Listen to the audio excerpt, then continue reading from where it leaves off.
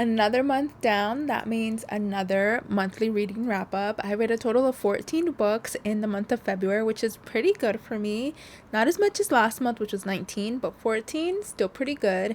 Honestly, I did a lot of ARC reading, or I read a lot of books that were sent to me this month, but they were all freaking bangers. No notes on if any of them were bad or not, but all of them were pretty freaking amazing. I feel like I fell in love 14 times because I feel like whenever I read romance or I read in general, I get to fall in love through the eyes of the characters. So let's go through them. I'm going to go through every single book that I read in February. I read book 2, which is Reclaimed in the Shadow Beast Shifter series by Jamin Eve.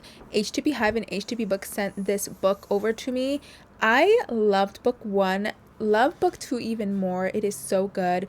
It is about our main character Mira. In the first book, she gets rejected by her mate, and that triggers like a series of unfortunate events, or so I explain it in that way, because she has some powers that she did not know she had, and she actually calls on the Shadow Beast, which is kind of like their god. This is the person who created all of the wolves and shifters. So he ends up claiming her. It's so freaking good. Book 2 is just as amazing. This is Reclaimed. Started off the month really fucking strong. The next book I read was Dance of Monsters by Jagger Cole. This is the last and final book in the Darkest Dance series by Jagger Cole. I absolutely loved it. Vaughn was actually Vaughn might be the darkest character of the series, and I loved it. He was unhinged. He's kind of psychotic, and he put our girl Evie through it. He took her Virginia card. He was brutal. He was ruthless, but he fell in love with her as well. So, automatically recommend. Heir of Illusion by Madeline Taylor. Holy crap. Holy crap. This is probably one of my favorite reads of the year so far. 6-star read, no notes. Heir of Illusion. She has the power to become invisible. She is bound to the king to be his mistress and to be his personal assassin. She cannot wait to get away from him. She's trying to find and research any way to get away from the king because he's controlling her through a magical necklace, and she finds this weapon that she's able to possibly take this choker off because it's a magical choker. And she's in her friend's shop one night, and a reaper walks in.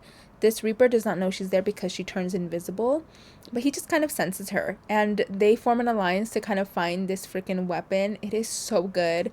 The banter is bantering, the tension, the yearn. I can go on and on and on and on about this book. It is so freaking good. Please read this. It is amazing.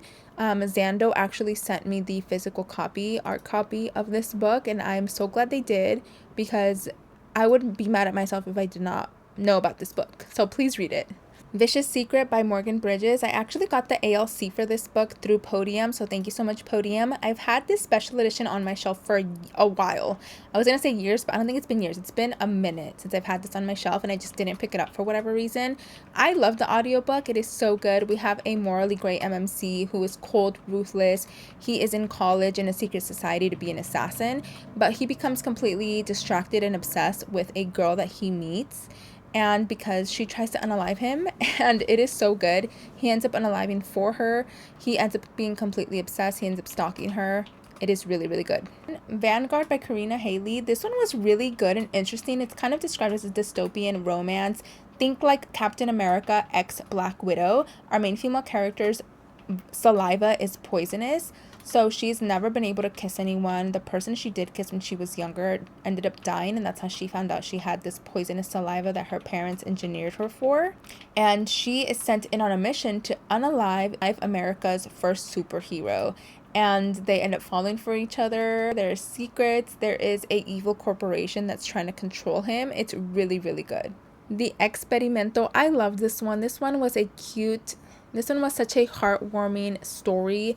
Our main female character gets broken up with, and she goes on this journey to kind of do an experiment of like things that she does to try to win her ex back. But in the meantime, she ends up falling for someone else, and that someone else happens to be the band member of her favorite band. She ends up getting a job at the reality TV station where her mom works, and yeah, they end up connecting. She becomes his assistant, and the story was just really cute and heartwarming. A Secret in the Garden by Janine O'Reilly. I ate this book up. This was giving me like Haunted Mansion, gothic, dark romance.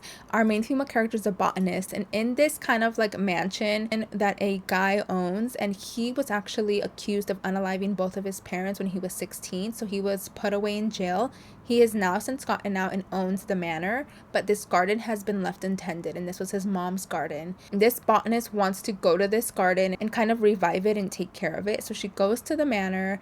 He agrees, but she has to stay in the manor. There is a ghost in the manor. There's like a secret like darkness that like someone is haunting the manor. There's secrets. Is there someone buried in the garden? You'll have to find out. It is so freaking good. Unwanted by Mia Sheridan. This is my first book by Mia Sheridan. This is kind of like a romantic suspense novel. I have never read a book quite like this. I don't really tip my toes into thrillers.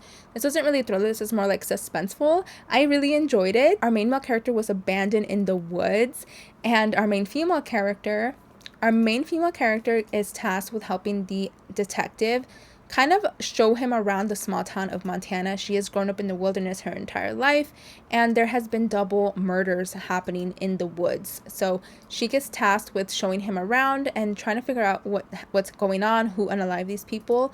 The main suspect is a guy named Lucas. Now, Lucas was dropped off in the woods to fight for himself and kind of like literally left abandoned in the woods when he was young. So he has grown up in the woods. That's all he knows. He's uncivilized, he's wild, he's feral, and he is their main suspect.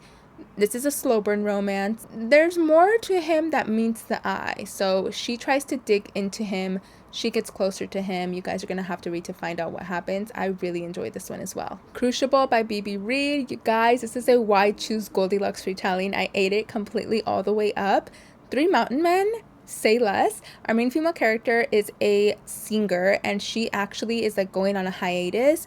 So she's on a plane when her plane crashes, and she tries to survive. She comes across this cabin, and there are three men living in this cabin, and they have been living in the wild for 9 years. So when you're living in a cabin for 9 years with three other guys, there's some built up tension, and it's just so good. Read it. Why choose? Tension, spicy, survival type of vibes. I loved it. Chaos by Eva Simmons. This is a Mortal Cycle ex's brother. I ate this one up as well. It was so good. There's nothing more that I love than yearning and like the one that got away vibes, and this was that. The tension, hot, heavy, sexy. I love this one. The Obate Code. This is a YA sci-fi sapphic romance.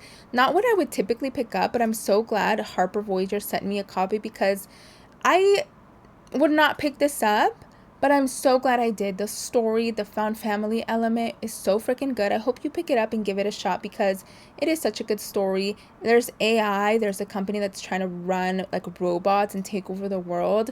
Our hacker, female main character, has been a hacker and has grown bored, so she agrees to do one last job. It is so good. Found family, heartwarming, heart-wrenching. I really enjoyed this one. A Girl Like Her by Talia Hibbert. As autism representation, the main female character is autistic. She stays in her house, is a homebody, is scared to go out because she lives in England, and she's kind of like the oddball out. There have been some rumors spread about her in this town, so she's just very much to herself. That is until she gets a new neighbor next door, and that is our main male character. This was such a heartwarming story of giving love another shot, putting yourself out there again. The main male character is so loving and patient with her. Absolutely love the representation in this book, and I just love this overall good, cozy feeling romance. Starship by Kat Sebastian. I ate this one up. This was an arc. This is an MM romance. They are co-star nemesises that have been on the same show for years, and they hate each other, or so they think. And something happens that makes them go on a road trip, and they slowly start to warm up to each other. This is such a cute, loving story as well. MM romance. The main character has OCD and anxiety. I love the anxiety representation in this book. I felt very seen and felt very relatable to the main character, which I loved. The last book I read was Please Don't Go by E. Salvador, and you guys, please do yourself a favor and read this book. It is very deep, emotional, and real and raw. These two main characters have gone through some stuff in their life. One is very good at masking, which is the main male character, while the female character, she recently lost her mom and she feels just so alone that she's really like ready to clip her stuff. And how the book opens is that she's on the edge of a cliff, ready to take the step to end her life, and the main male character finds her, So he kind of talks her off of the ledge and he stays with her all night, and it's really cute, and they fall asleep together under the stars. And when he wakes up, she's gone, but she did leave a post-it note. So he makes it his mission to kind of involve himself and insert himself in her life to make sure that she does not do something that she's gonna regret, right? Like ending her life. This book was very deep. It talks about grief. It talks about parent loss. It talks about death. It talks about those feelings and those emotions, and it just felt so real and so raw, and it hit home for me as someone who has lost a parent, someone who has felt those feelings in the past, dealing with anxiety, depression, the loss of a parent, grief. It just sums it up so beautifully, and they end up falling in love, and it's just so freaking cute. I absolutely adored it. It's probably one of my favorite reads of the year as well. You guys check it out. And that rounds out all of the books I read in the month of February. Let me know in the comments, what is your favorite book that you've read so far this month? I'll see you guys in the next video. Bye.